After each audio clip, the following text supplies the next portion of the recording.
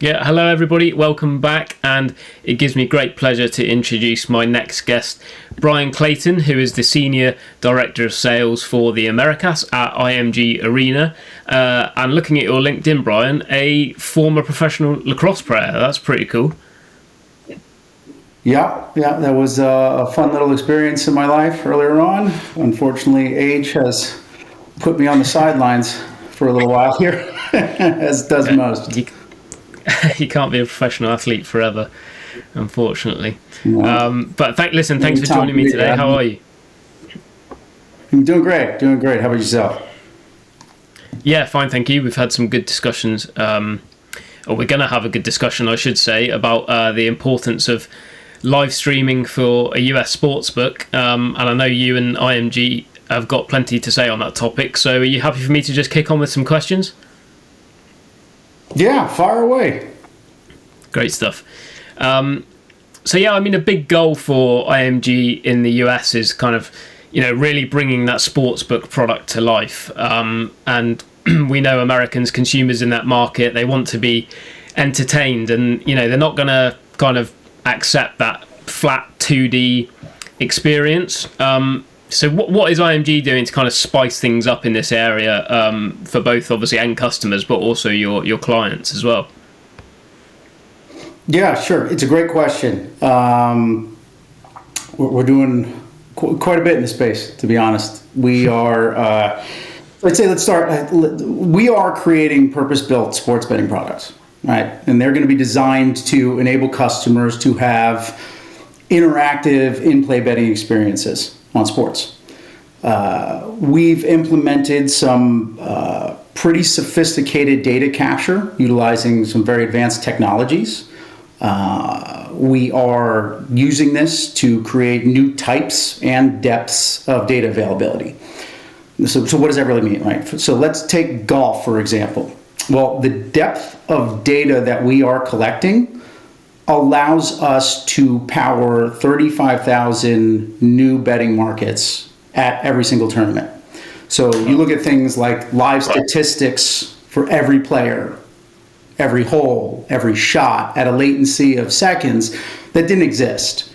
This data has evolved the fan experience and has enabled deeper levels of engagement. So when I say engagement, in addition to that, the betting markets, that is, we are delivering a totally new front-end solution. Our FastPath data feeds combined with live streaming also allow the fans to effectively step inside the ropes in this type of product. We believe that we are ushering in a new era of golf betting, setting a new standard for fan engagement with this type of product. It includes multiple components, right? So you look at the broadcast where you see snippets and highlights of stuff in a production environment of what that looks like. Now you get to look at every single player across the golf course where they're at. So you're talking about live and historical event statistics, detailed visualizations, ultra responsive markets presented in a 2D, as you said, 2D interfaces, but also in 3D interfaces.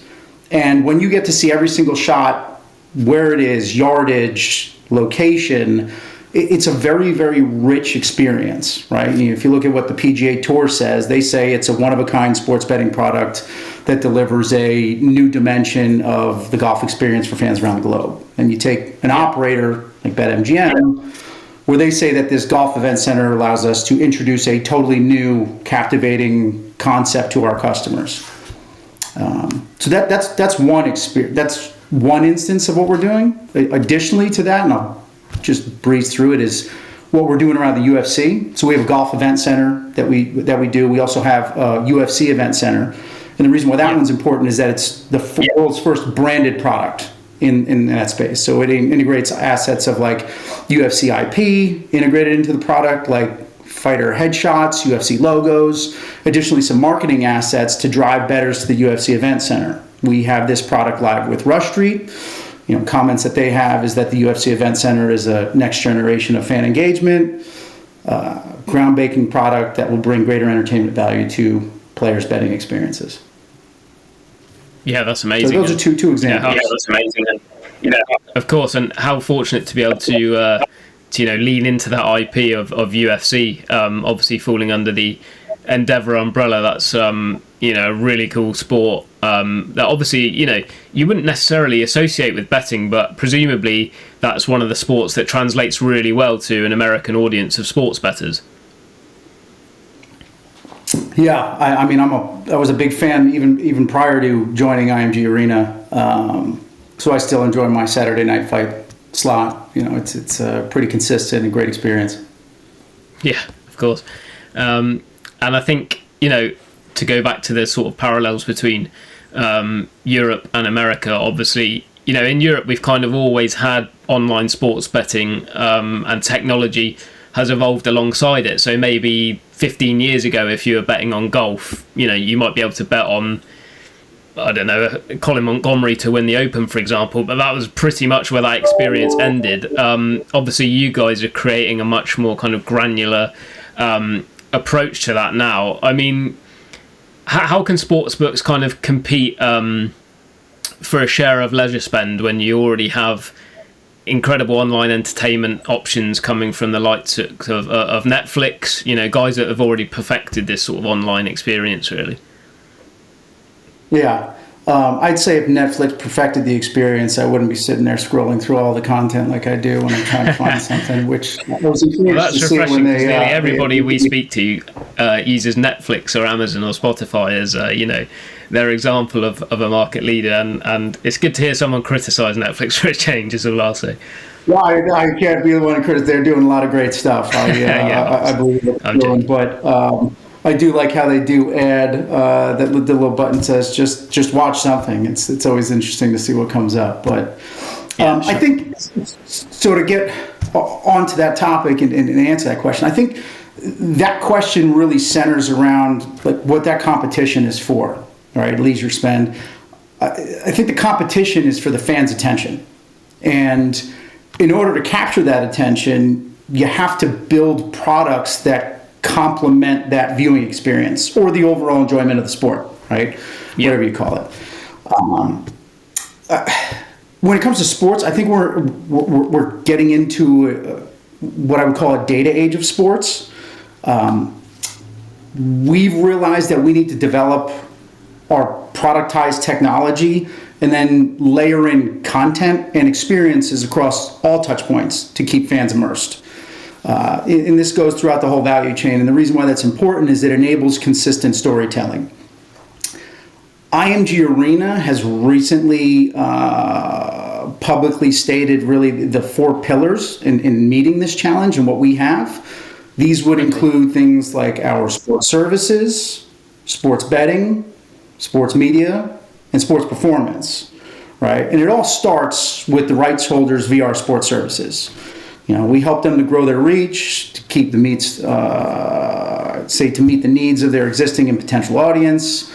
But it's all underpinned by content creation, right? And it's building out fast, reliable data through configurable applications, player and ball tracking, computer vision capabilities. But data really powers all of those use cases: sports betting, sports media, sports performance. Mm-hmm. And I'd say this is inclusive across a growing suite of products that we've developed and content feeds, and 2 of those being our award-winning Golf Event Center and also the recent DP World Shot Tracker from a media product. Yeah, and it's fascinating you talk about, this being the data age of sports betting, and also from a consumer point of view, I think data and stats is increasingly relevant, and obviously a lot of the major US sports betting operators kind of have a background in daily fantasy, don't they, where stats is a major part of the experience. And yourself as a former professional athlete, perhaps you could comment a little bit on kind of the importance of statistics and data, and how that compares to a US audience maybe as opposed to a European audience. Well, I'm always amazed to see how insatiable the appetite is for statistics here in America. Like, there's just never enough information between the markets. Like, the appetite is just, it's insane. And I think that there's, I guess 2 reasons for that, and 2 ways that you differentiate the European customer and the U.S. customer. A lot of it has to do with probably where the eras came in. You know, when the UK had sports betting, I don't know if it was really a mobile first time and era. You know, now technologies and where the U.S. is being introduced into sports betting. Yeah, you look at where they're being introduced into sports betting. It really is a mobile first era.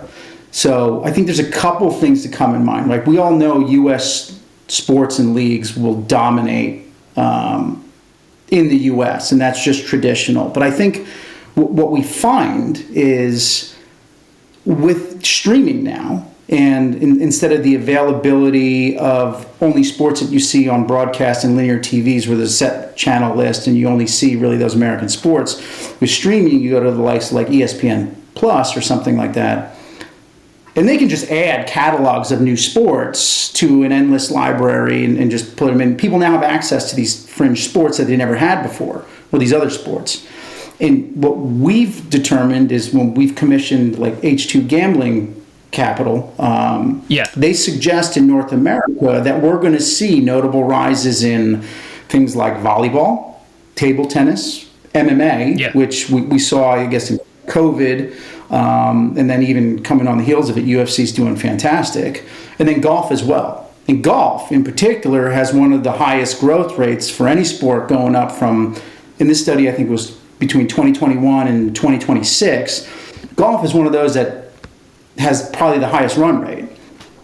And tennis as well. Tennis represents a huge opportunity too. You know, we've showcased a preview of our tennis event center at the US Open. So that's another event center that we are then looking to do on top of golf and UFC, and then to tennis as well. So I think some of those sports will be the ones that we would see on the rise up, in addition to the major US leagues, purely because I think the technologies will allow more people to have access to those items. Yeah, for sure, exactly. It's not just golf and UFC, but you've got all of the different sports, franchises, and leagues, obviously, that are all trying to get their slice of the pie as well. And you know, data lends itself particularly well to some more than others, probably. I'm mindful we're pushed for time, Brian, so I'm just going to ask one more question, if that's okay with you. But, you know, I think everyone's aware to some degree that there's currently a marketing war being waged in the US. Although perhaps we've seen kind of the first examples of that being pulled back slightly in recent weeks. But most commentators will tell you that it's product that will eventually kind of, you know, win out in the US. Would you agree with that statement? And where do you think kind of live streaming, a bread and butter product for you, kind of fits into that essential product portfolio for operators and for clients? Yeah, sure, certainly. So I think I do. So fundamentally, I do agree with that statement. I think we've seen a big spend in marketing to acquire customers, and reasonably so, because you can't just open up a shop and not have everybody know that you're open for business. So I think you've had spend in educating customers that, hey, we're open for business. This is who we are in these jurisdictions, and that's going to happen. But you're going to shift from acquiring customers to retaining customers, and the one way of doing that is product, right? So the U.S. customer is sophisticated. They demand a better product and a good user experience, and I think the guys that are doing well have, in the early stages, done a better implementation of that product, whether it's better sign-ins, better product availability, better content, whatever it is.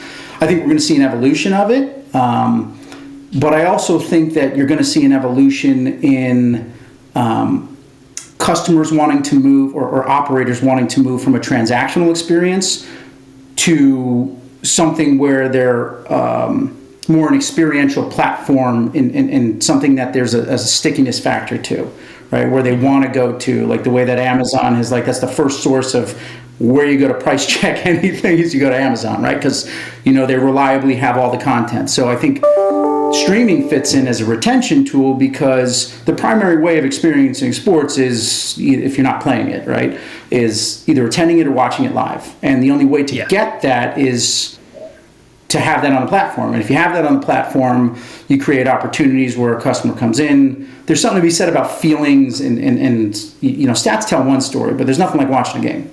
And streaming, being on your platform and integrated, allows that person to stay on platform as opposed to leaving and going and taking their attention elsewhere. And you talked about leisure time earlier, and I think it's competing for, again, fans' attention. And live streaming is one of those components that is going to be critical in keeping that better on platform. Yeah, I totally agree. And the whole concept is to keep the customer on the platform, and if you can bring the stream to that platform, that's a really, really great way of doing that. And it's great to hear you comment on the kind of, I think it's right, we're in a bit of an acquisition stage at the moment, but it will be the kind of businesses that show their retention capabilities as well through products like live streaming that will really win out in the end. And I know we have some more really interesting discussions booked on that for this session. But Brian, I think we're just about out of time, so I want to say, thank you very much for joining me. It's been great chatting with you, and best of luck with everything in the future with IMG. And of course, if you ever decide to get back into playing or coaching lacrosse as well. Yeah, playing. I think the body's past that point. I am looking forward to my son getting into the game, and have been helping out a little bit with the local teams. And but yeah, no, it's been a pleasure speaking with you today, Jake. And welcome questions anytime. Great, thanks for joining us, Brian.